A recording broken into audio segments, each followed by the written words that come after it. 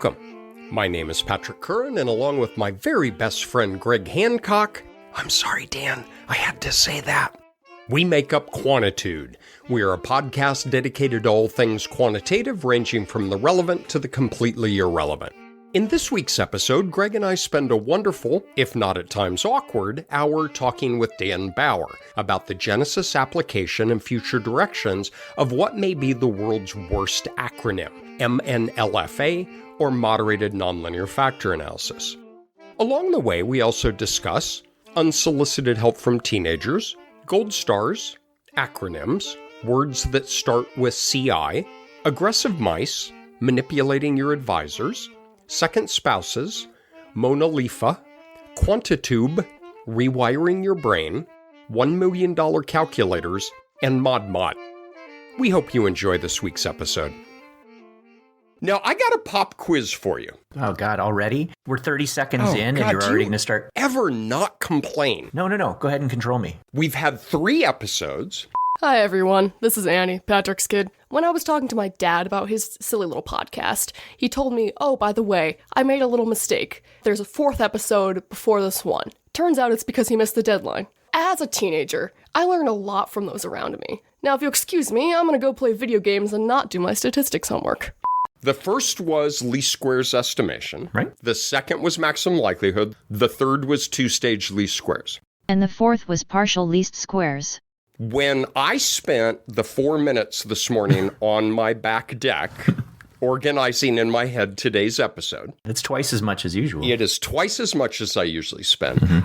I saw 2 organizing features to the episodes that we've done. So the pop quiz this morning, what are the 2 organizing features of our first 4 episodes? I mean, one of them is that all the things that we do in our lives here, our statistical lives, are about understanding parameters, estimating parameters, and whether it's a least squares kind of framework or Fisher, playing Calvin ball, switching up the rules and going into maximum likelihood. And then we talked about some of the shortcomings of maximum likelihood and how those might be able to be addressed by some strengths of least squares, specifically in the 2-stage least squares. So I guess one of the themes is really about estimation and all the different ways we can try and get at the things that we care about, those parameters in the population. You're exactly right. Thank you. You get your first gold star for the day. Okay. It's probably the last one, but you'll get a gold star for the day. What is the second organizing theme? I'm not sure. I mean, I can make something up. I'll give you a hint. Okay. We compared OLS FIML to SLS MIVSEM. and PLS. I have it. How dependent we are on abbreviations and acronyms. Am I getting closer? Just acronyms. What I just said makes perfect sense. Yeah. At least to a very, very small proportion of people who don't have a lot of friends. No social skills at all. These become nouns and proper nouns even. Yeah. OLS, FIML, MIVSEM. And verbs. We ML'd it. We OLS'd it. I don't know if anybody in the history of humankind has said we ML'd it. Let's not overplay our hand here. You never validate me. Give me a reason to, and I will. But think about it, all right? We talk about EFA, CFA, SEM, MCMC estimation. Oh, we should do an episode on that, actually. That's pretty cool. One of my favorite that just rolls off the tongue is 2PLIRT. I mean, it's lyrical. That's Shakespearean. Brother, proclaim it, Westmoreland, through my host, that he which hath no stomach to this fight, let him depart. I have a true confession on the acronym front. I have a center here, such as it is at the University of Maryland, called Silver, CILVR. And I was in a meeting with one of our deans. She was speaking to a group of people saying, we really need more initiatives around centers. And so as she's talking, I started jotting down words that started with C, because center, duh. And I came up with silver, and it... It took me the rest of a 2-hour meeting to find the words that were close enough. Center for Integrated Latent Variable Research. The fur is silent. But damn it, silver sounded cool. I even had a logo for it before I had a mission or purpose of the center. But that's the important stuff, right? I had a logo done and done. Did the dean look at your yellow sticky and said, so what is a kilver? I mean, what part of CI is an S sound? When you put an I after a C in the English language, it softens the C. Give me one word that follows that rule that begins with a C. City. Wow, that didn't take long. Not at all. All right, I'm going to edit that out because it makes me look really stupid. And he did edit it out, and I put it right back in. It just felt like my civic duty to circumvent Patrick while I enjoy my cinnamon cider.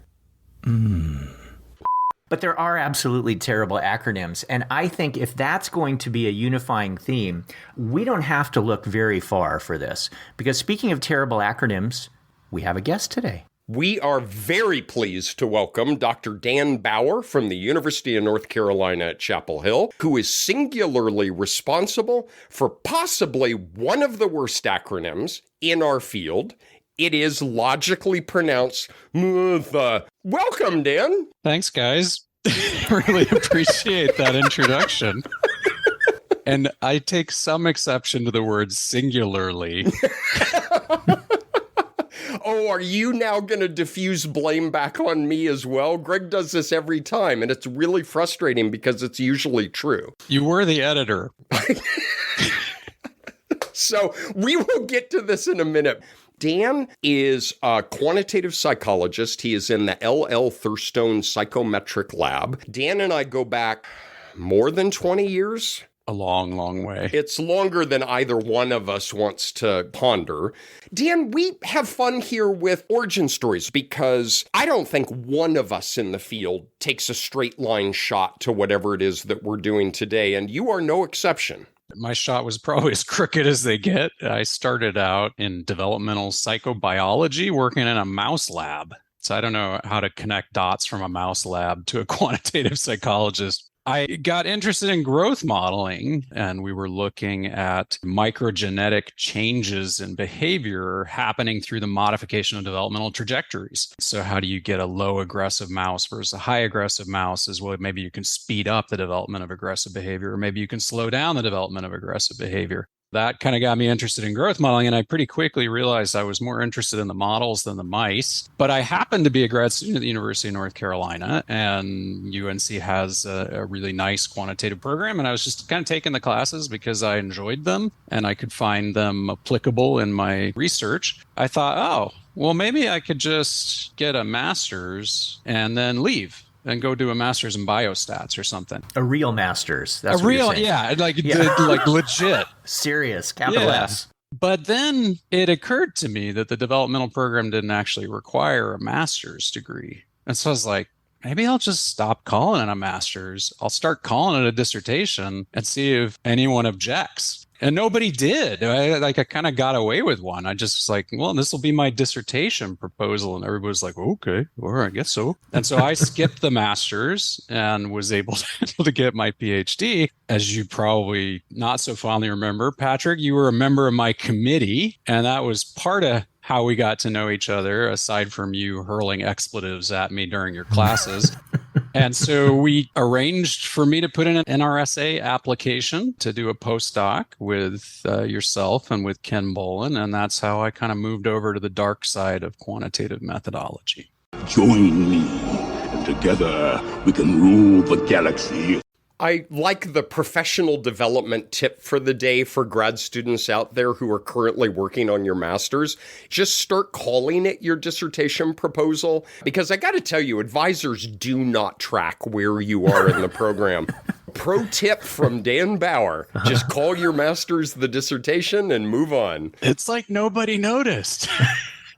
So then where did you go after the postdoc? I took an assistant professor position at NC State University. Like a lot of people, I had some family constraints, and so I was excited to have an opportunity to enter academia in the area. Mm-hmm. Didn't even have to move house, just drove a little farther to get to Raleigh in the morning. And so I spent a couple of years at NC State University, and then a position opened up at UNC. I always make my students say in one sentence, describe what it is that you do in the field. What is your one sentence? I am the director of the Thurstone Lab. So most of what I do is manage budgets for small amounts of money and try to convince my colleagues to teach the classes that need to be taught. Dude, this is really passive aggressive because my computer died, and yesterday I asked him if I could please have a couple $100 to have it repaired, and I still don't want to teach that undergrad class. So if there's something that you want to talk about,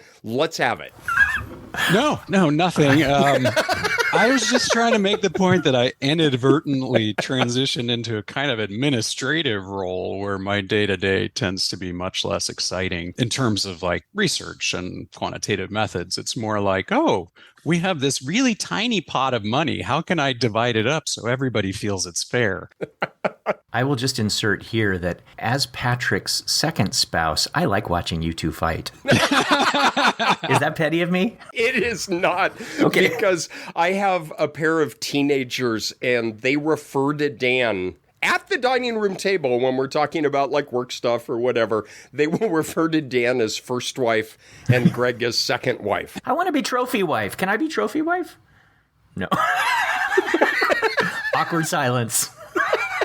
Thank you so much for having the lack of judgment to join us this morning. Very briefly, I will clarify this whole acronym thing. We did a special issue. It was published in Psych Methods in 2009, dedicated to integrative data analysis. And it's the art of combining multiple independent samples and then fitting models to the joint sample. I was the guest editor for the special issue, and I handled Dan's paper. It was in part titled Moderated Nonlinear Factor Analysis, MNLFA. In handling the paper and the reviews, I would like to say I wrote in an editorial letter. I actually shoved my chair back and leaned out into the hall and screamed, "Nobody can pronounce MNLFA." There was about a 10-second silence, and he yelled back, "Make it MoNoLiFa." I waited about 10 seconds and yelled back, "MNLFA is fine." And I got to tell you, Bauer, that I see as one of my greatest failures. And that's saying something. This could have been a discussion about the MoNoLiFa. I may have authorized the world's worst acronym. You created it. I think there's a Sinatra song that goes with that. I did it my way. I'd like to claim credit, but actually MoNoLiFa came from a conference participant when I was doing some preliminary presentations of this stuff. I was like, it's kind of a hard to pronounce acronym. And a participant came up, "No, it's great. You can call it MoNoLiFa." And I was like, that'll get under Patrick's skin. I'm going to go with that.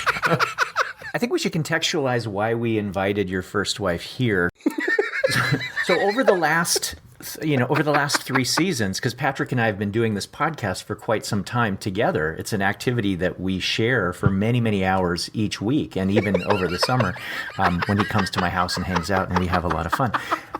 We have done an episode on invariance testing and the challenges associated with that. We've done an episode on moderation, and we had an episode on integrative data analysis, IDA, as you cool kids call it. There are unifying themes associated with those three things that I will concede lead really nicely into the work that you did.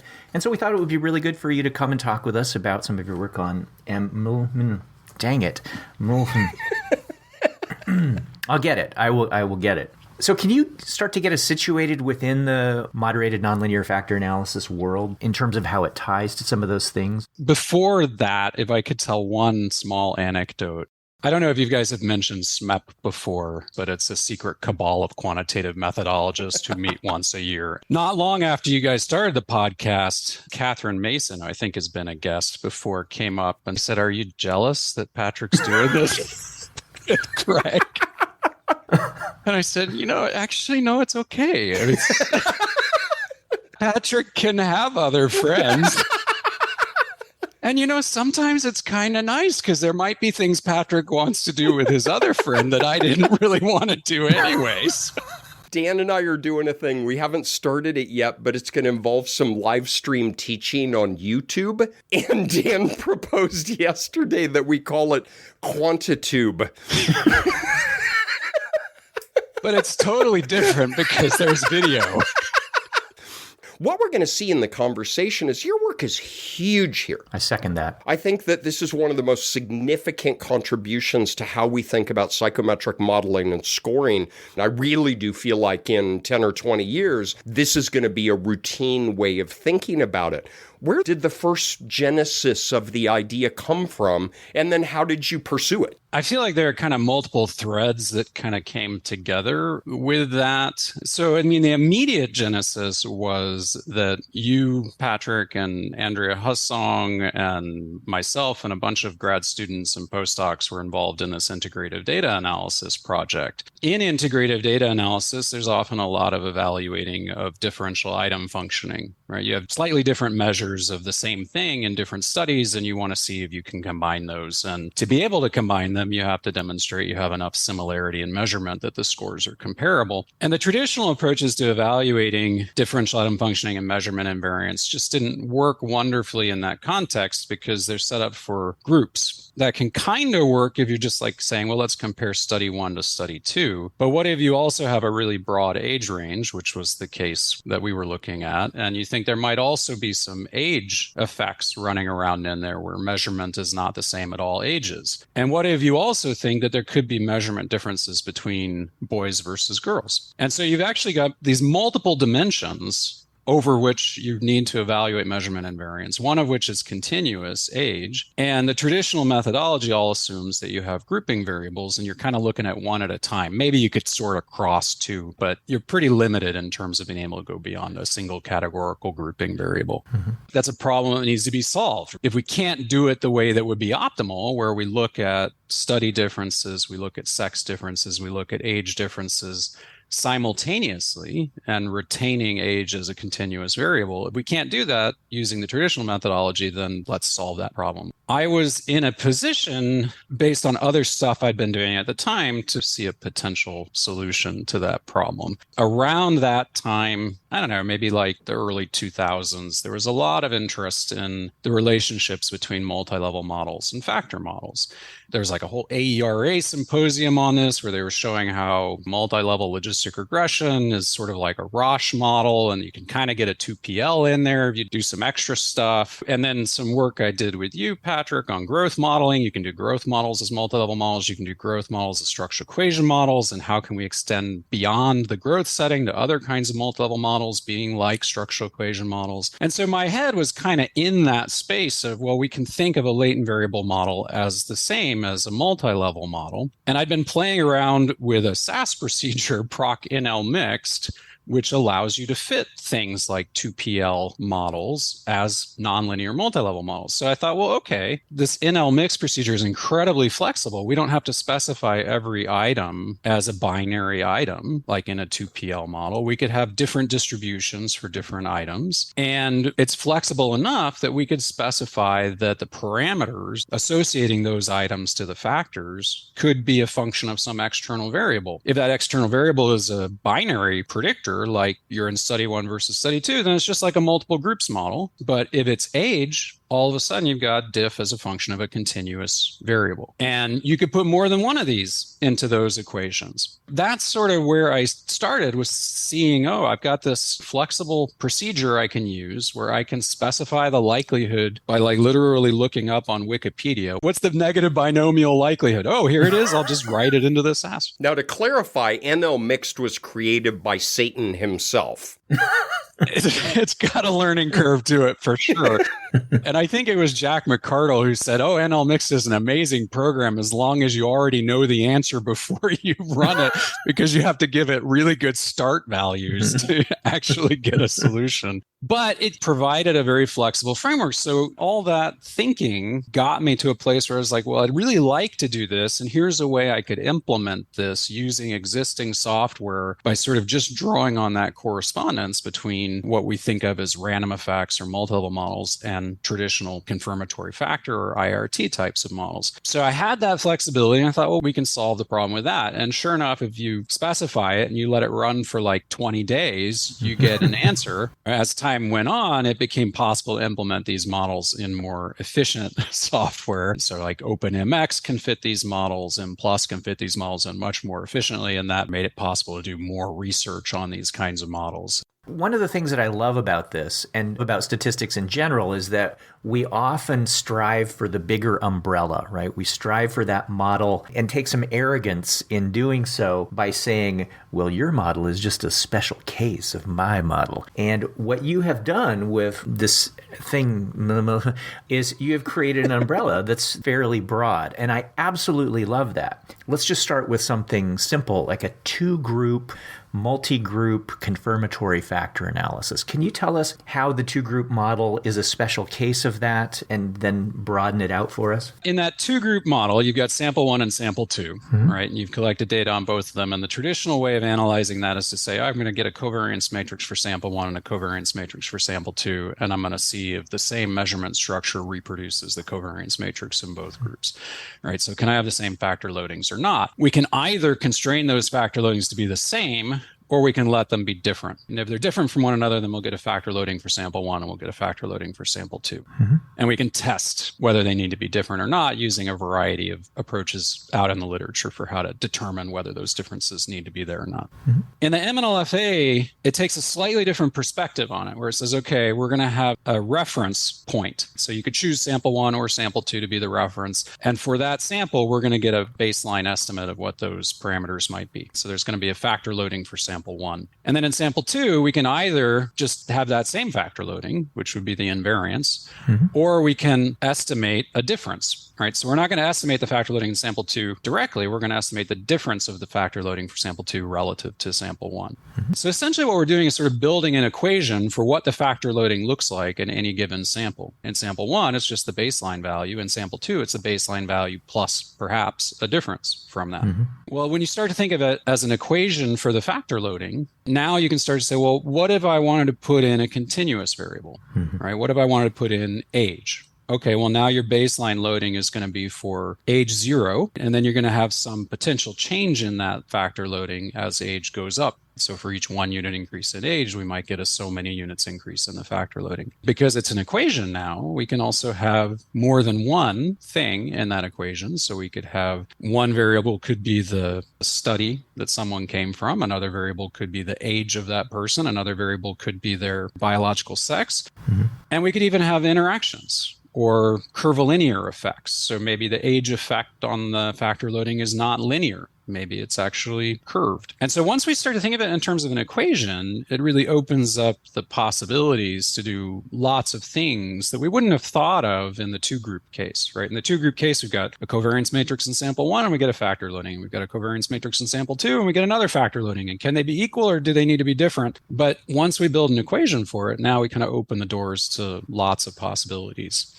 So that's kind of how it, at least in my mind, sort of scales from that multiple group setting, as it sort of reframes it in terms of equations for the parameters, and then you build out those equations. And if the only predictor in that equation is a binary grouping variable, then you're right back in that multi-sample 2-group case. If you really only had a binary predictor, so if you were doing the equivalent of invariance testing across 2 groups, kids who identify as male, kids who identify as female, for example, and you take the approach that you're talking about and you build this predictor in as a predictor of the loading, will the solution that you get out literally be identical to what you would get out of a multiple group? You're going to get exactly the same parameter estimates, exactly the same solution. The one thing that MNLFA won't give you, though, is all the fit statistics. And it's because imagine if instead of the grouping variable, you have a continuous variable. Now you don't have groups within which you can calculate covariance matrices and evaluate fit, because every unique age is going to have its own unique model implied covariance matrix. So you don't have those same tests of model fit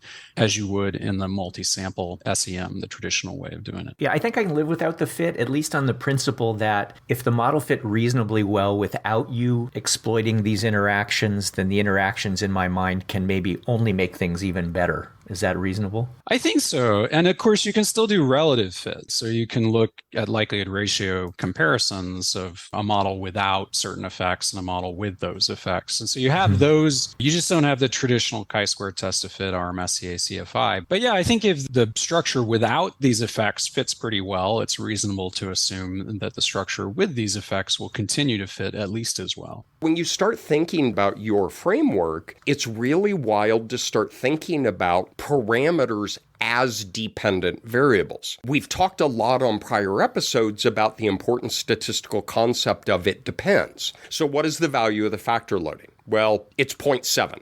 How about for treatment and control? It's like, dude, you're not listening. It's 0.7. But then you start to generalize and say, what is the value of the factor loading? You say, well, it depends. Are you in the treatment or in the control? Because that means it's either 0.5 or it's 0.8. And then we're off to the races, because now what I envision in my mind's eye with your general framework is we no longer have it's either 0.5 or 0.8. I see it as tuning, right? As age goes up a continuum, well, the factor loading goes up on a continuum. And it's not even figurative, it's literal. When you get the output from these programs for a particular parameter, you have an intercept, which is the value of the parameter when all predictors are 0. And then you have slopes associated with each covariate or nonlinear effect or interactive effect, as you said, that then from that baseline value moves you up and down that number line. The elegance of thinking about that as a general framework changes the way I think about a parameter estimate. One example of that from a fairly recent paper I had on psych methods was I looked at an MNLFA on delinquent violent behaviors. And one of those items was, have you ever been in a fight that led to someone having to go see a nurse or doctor? So one that really leads to some harm. And there was diff all over the place for that item as a function of age and as a function of sex and as a function of the interaction between age and sex. And I hadn't really gone into the analysis anticipating that I was going to find that. But once I saw that, I thought, wow, okay, yeah, because who is going to throw a punch and inflict actual harm? Well, it's not going to be a young kid because they're just not big enough yet to inflict real harm. Probably. But an older kid, especially an older boy, is more likely throwing that very same punch to inflict serious damage. So it's the same behavior, but a more significant consequence. And because of that, we saw this age and age by sex interaction looking at the item parameters for that particular item. And so I was like, wow, that's kind of cool. That taps into ideas about how developmental norms are shifting, maturational effects, heterotypic continuity, all kinds of cool notions to see how the very same behavior might be indicative of something else at different ages and for different kinds of people. I just want to underscore something here, which is what we do a lot. The other person says something and then we repeat it. And take credit for it. And then we go back and edit out the first person who said it. So perfect. I love it. You had snuck in there when you first started mentioning this, putting in a variable that represents the study that it came from. And that's the bridge to integrative data analysis, right? Right. That's where you expand on stuff. Oh, I see. I mean, yes, it is the bridge. I'll just repeat what you said, but more profoundly. It is the bridge to integrative data analysis. And originally, the MNLFA was proposed within that context to solve problems that arise there because we're tackling all kinds of measurement invariance issues in an IDA setting. But it's not exclusive to that setting, right? So you can apply this really in any context within which you're interested in evaluating measurement invariance. There are lots of settings in which you might be concerned with measurement invariance, not just as a function of a single binary or grouping variable. And so it does open the opportunity to look at a lot of different kinds of measurement invariance than traditionally we do. And I love that you were talking about having interactions. So it's not just being able to absorb the typical categorical moderator variable or grouping variable, being able to handle continuous and then being able to handle interactions among variables just sounds so powerful and flexible. My brain has to be rewired a little bit. That rewiring of going all the way back to Meredith. Your work is changing how we think about invariance. So go back to Meredith. He has a Psychometrica paper on invariance, and it was one of the most important papers written. And all of us who work in this area know very well about configural, weak, strong, and strict invariance. It was all built around a multiple group model, so group 0 and group 1, whatever that might be. So you estimate one model where you allow all the factor loadings to be different across the two groups, and then you estimate a second model in which you make all the factor loadings be equal across the two groups, and then typically you do what's called a likelihood ratio test where you say, is there a significant difference in the fit of the models when I allow them to be different versus allow them to be equal? If there's no difference between the models, we typically conclude that there is weak invariance, meaning that the factor loadings hold for both groups. Given what Dan has already talked about, you start to squint your eyes and cock your head and say, wait, all of them are either equal or not equal? And then you say, oh, no.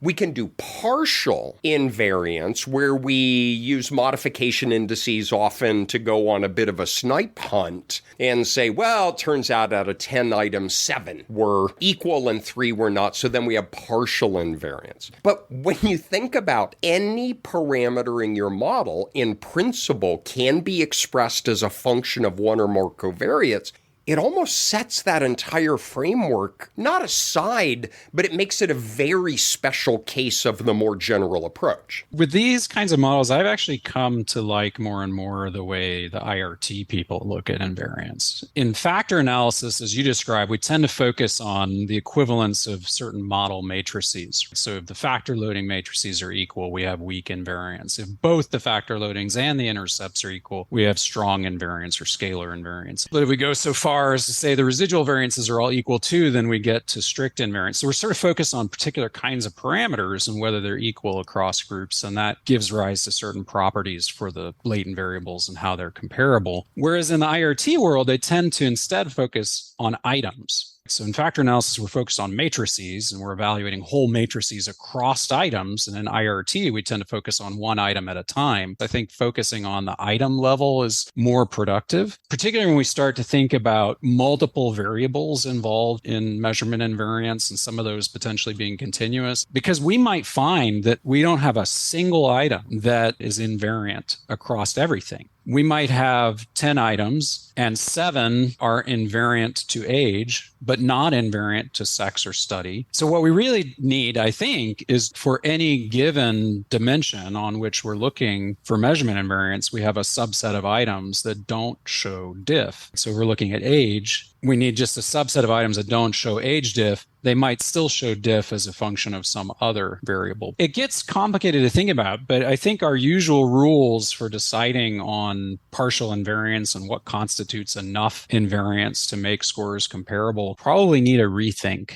in this context. It does get at times a little overwhelming because there is so much complexity being built into these models. I think it was Roger Millsap who, at one of these secret cabal meetings of SMAP, he said, yeah, this is a really general model, but is it too general? Sure is quiet out there. Yeah, too quiet. That worries me a little bit, is it gets so general that it becomes difficult to use. Can we go through the steps that one would go through just in a typical example of an MNLFA? So if we had, let's say, a 2 or 3 factor model, just talk us through what would be the typical practical steps that someone would go through for assessing the invariance of different aspects of that model. It's something that I've been trying to tweak. So I'm going to sort of start out with how I've typically done it and then maybe tell you where I think things can go to make things easier. Mm-hmm. Typically, the way we've done things is we usually pick off one factor at a time. So if you have like a 3-factor structure, pick off just one of those factors. Mm-hmm. Fit a model in which there's full invariance. So no diff anywhere, just a standard factor analysis model. You can look at fit with that. And it's just a baseline. It's just a starting point. And then what I used to do is one item at a time, I would go in and I would say, okay, for item 1, is there any evidence of diff as a function of whatever my background variables are. Let's just say sex and study and age. So item 1, is there any diff? Okay. And then we go and we fit the model again. And now we take the diff out of item 1 and we put it in item 2. And then we take it out of item 2 and we put it in item 3. And each time we look at how much improvement in fit was there relative to this model with no diff. And the item that shows the greatest improvement in fit, we say, okay, looks like we really need diff there. So we'll put that in. And now we'll make another sweep. Do we also need diff in item 2? Do we also need diff in item 3? And so on until we kind of get to a point where there's no longer any improvement in fit by adding more diff. And so this is a kind of iterative procedure that involves lots and lots of likelihood ratio tests and model specifications. And it's a real pain to do. Some very enterprising young scholars, Nisha Godfredson and Veronica Cole, developed a R package, MNLFA, automated MNLFA, that makes this process a little bit easier to do as an applied person. It still involves lots and lots of these likelihood ratio tests. So that's sort of traditionally how I have done things. But we know from research looking at similar methods that that is prone to errors, because when we test for the first item with diff, we're not including the diff for the other items. And when we test for the fourth item with diff, well, if we'd identified that one earlier, did we really need the first 3? We're not really doing things in an optimal way with that kind of testing strategy. And so more recently, I've been working on developing some ways of fitting the model in a way where you can identify those patterns of diff without having to do this sequential testing using regularization. What that does is it says, okay, we're going to estimate the model. There could be diff everywhere, except that the diff is expensive, right? So to add a diff parameter to the model, it's going to cost something in the likelihood. So you don't just get the benefit of including it. There's also a cost associated with including it. And with a regularization procedure, you can run the procedure from a place similar to that first model I described where there's no diff at all. The penalty is really high, so there's no diff. It's too expensive. And then you slowly ratchet down the penalty. That allows the diff to enter the model. And at some point you identify, we've hit a point where maybe it's the Bayes information criteria is at its minimum, and this looks like the best place to stop. And that's my pattern of diff. So what's nice about that from the perspective of an applied user is that you can just hit run and it does all of this work in the background where you get the most bang for the buck, right? Diff was expensive, but this is where you needed to pay for it because it gave you a good improvement to model fit. So we played around with that in a frequentist setting with lasso penalty. And we've also played around with that some in a Bayesian setting, which has some real advantages as well. This is still for the one factor at a time part, right? This is still for the one factor at a time because these models, at least if they're estimated in a maximum likelihood setting, require the use of numerical integration. And numerical integration becomes more and more computationally expensive as you add factors. It becomes very expensive to add more latent variables to these models.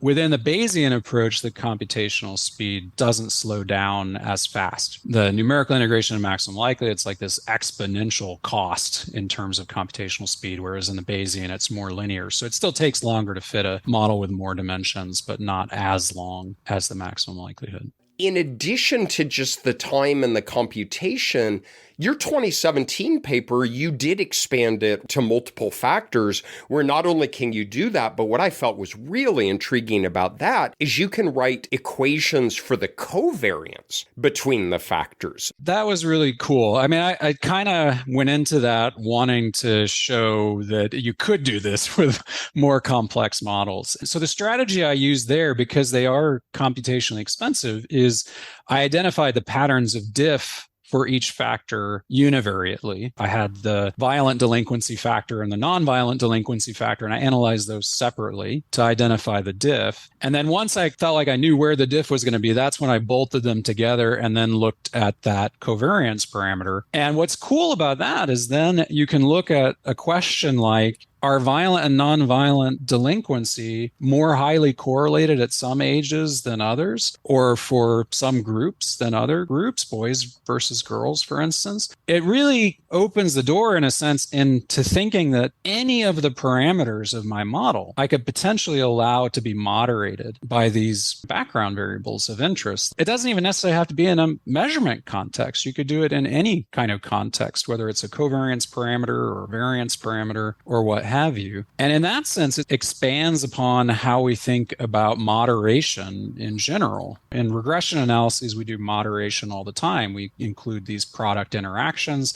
And what does that mean? It means the slope of one variable is a linear function of another variable, right? Well, we're not restricted to slopes anymore. Right? We can have a covariance be some function of other variables. We can have a factor loading be some function of other variables. So we can expand what we think of in terms of moderation as any parameter in a model could potentially be expressed as a function of other variables. And that I think is really cool.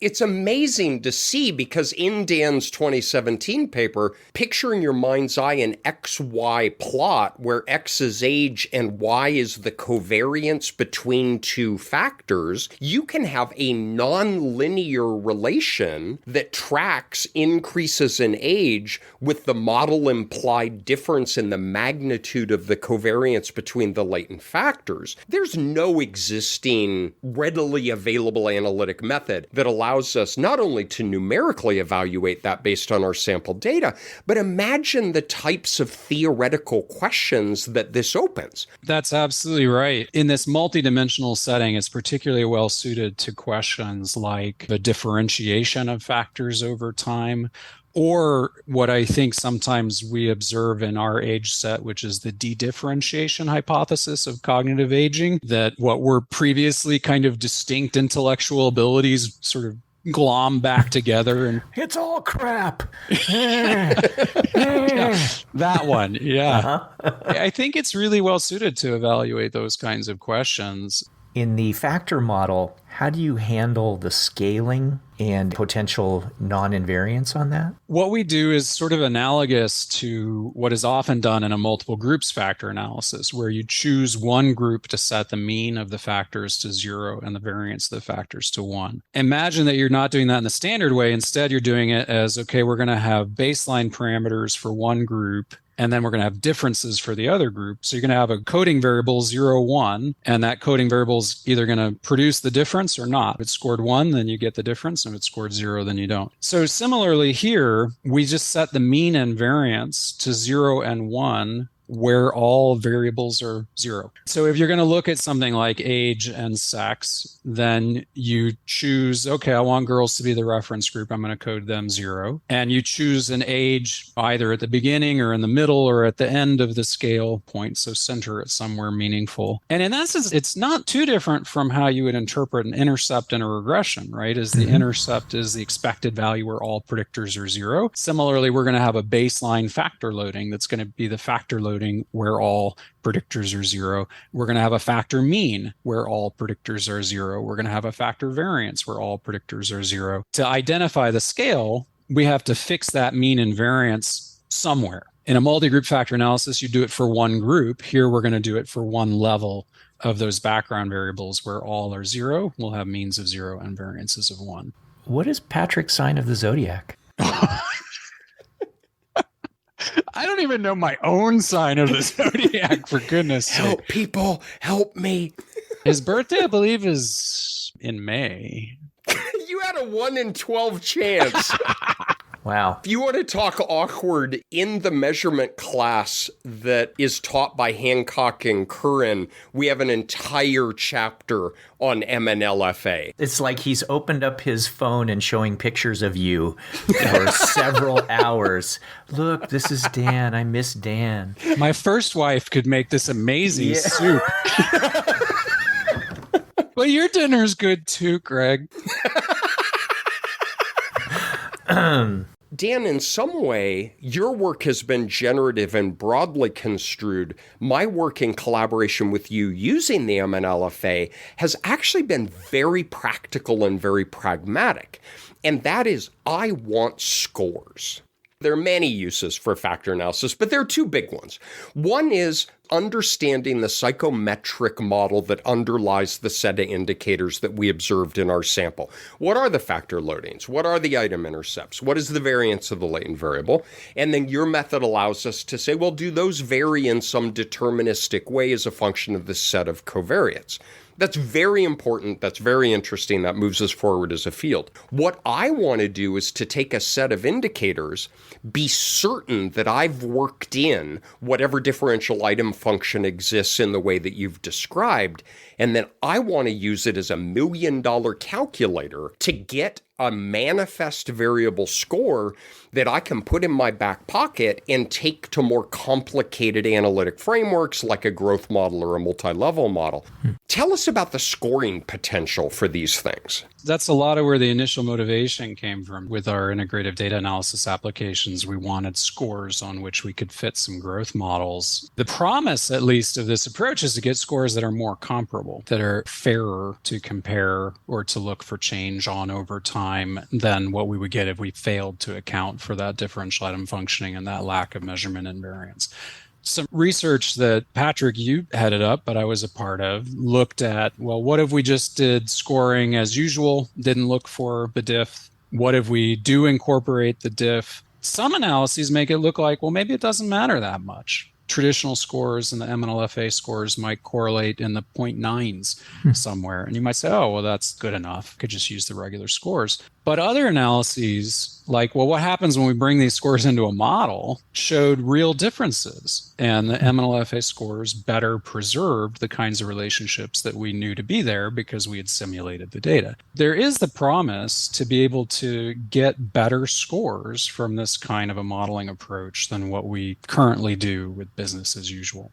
I have a love-hate relationship with these at the scoring level, as I drank the Kool-Aid on the MNLFA scores, and we will put in the show notes, but Dan and I, together with a group of really talented colleagues and students and postdocs, have written more papers on this than we probably should have. We did some simulation work, we've done applied work, we've done it within the substance use research, we've done it within internalizing and externalizing symptomatology. One thing we have to balance, I think, in using these things in practice is that you and I found pretty unambiguously that when you build in diff, and here's the big thing, and when you know what that diff is, more or less, if you do not incorporate that into your scores, there are going to be downstream influences that bias the use of those scores in other analyses.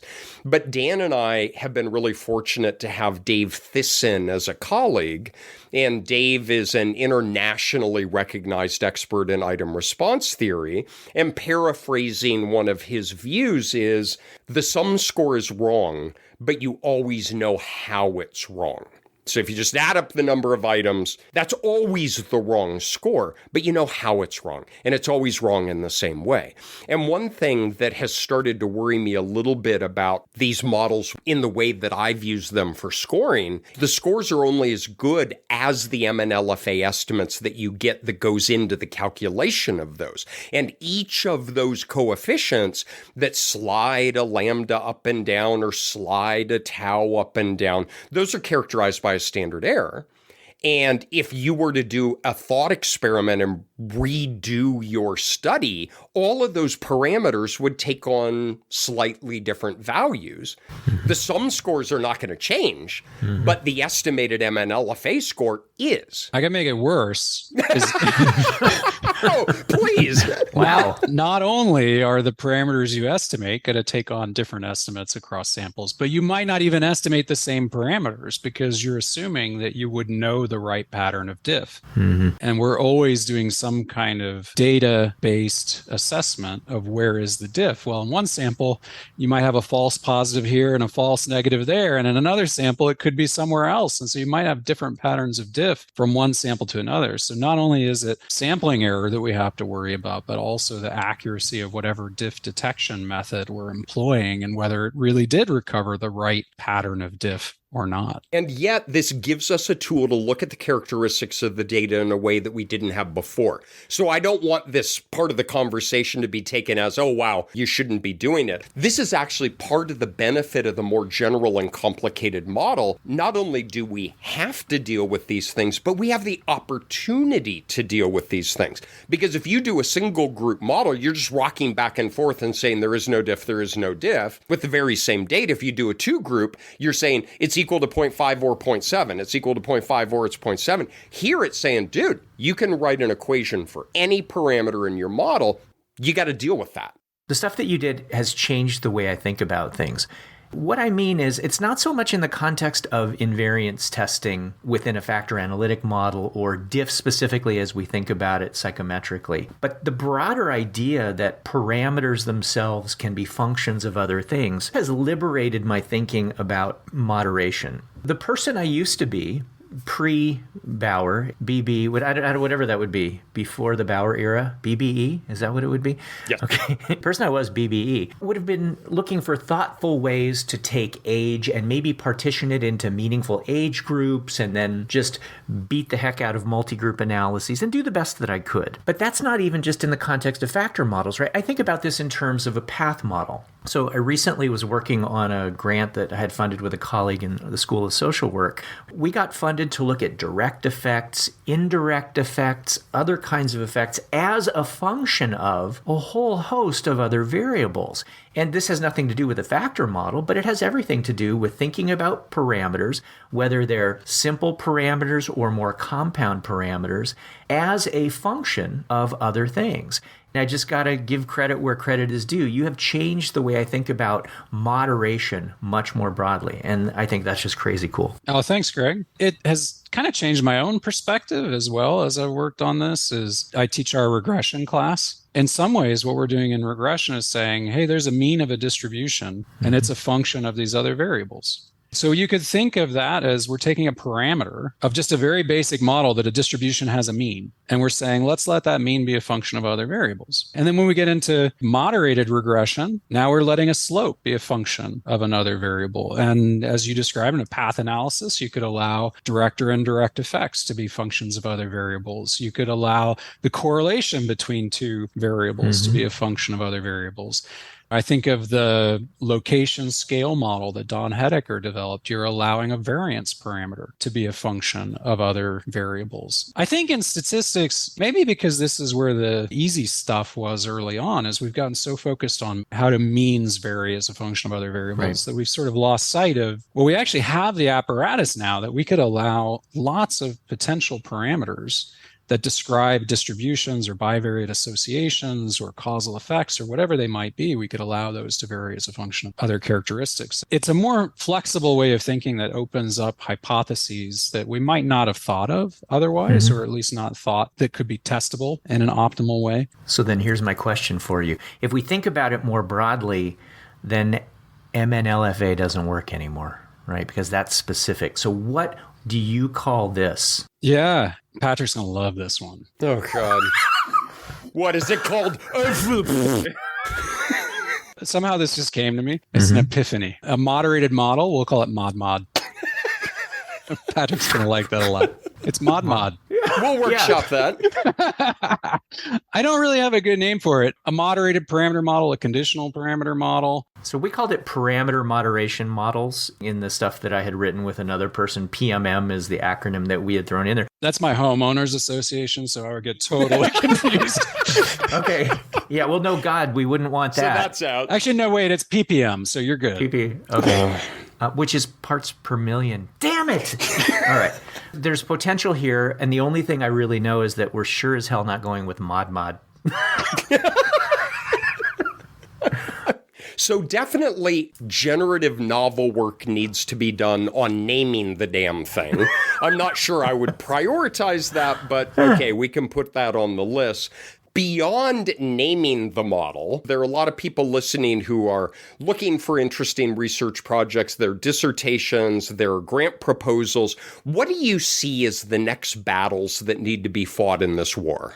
I mean, I think there are tons of possible interesting applications of the model in a substantive context, but I'll kind of focus on where I see quantitative research needing to go. One is these multidimensional models. Greg asked, how do you do this with multiple factors? And it's hard because it is computationally expensive to do multiple dimensions. And maybe there are clever people out there who will figure out better ways to estimate these that makes that problem go away. Also embedded in there is that we don't really have good ways to parameterize the covariance matrix.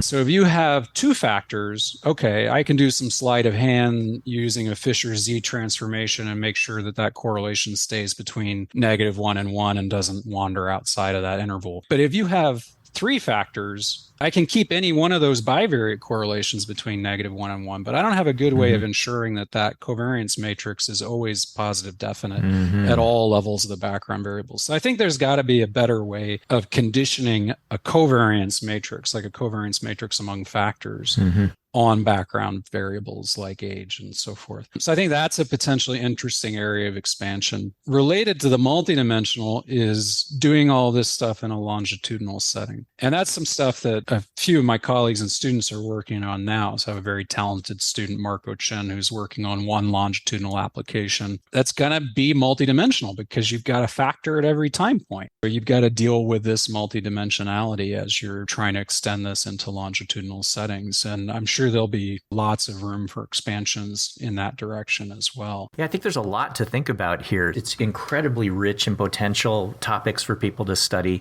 Again, I will concede that it does change the way that we think about a lot of things. And I'm pretty sure that when Patrick comes up next time and he and I go sit on our favorite bench in the Inner Harbor we're really at Baltimore, short on time here. And I listen think to his favorite band. Do you even know his favorite band? I want to thank Dan for coming today. I don't know, Van Halen? Oh, God.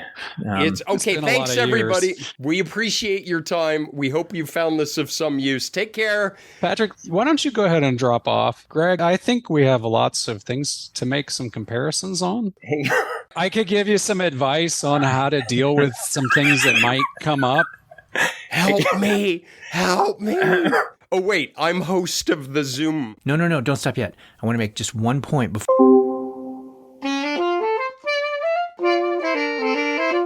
Thanks so much for joining us. Don't forget to tell your friends to subscribe to us on Apple Podcasts, Spotify, or wherever they go for things that are more bearable to listen to than hearing your partner go on and on about how great their other friends are.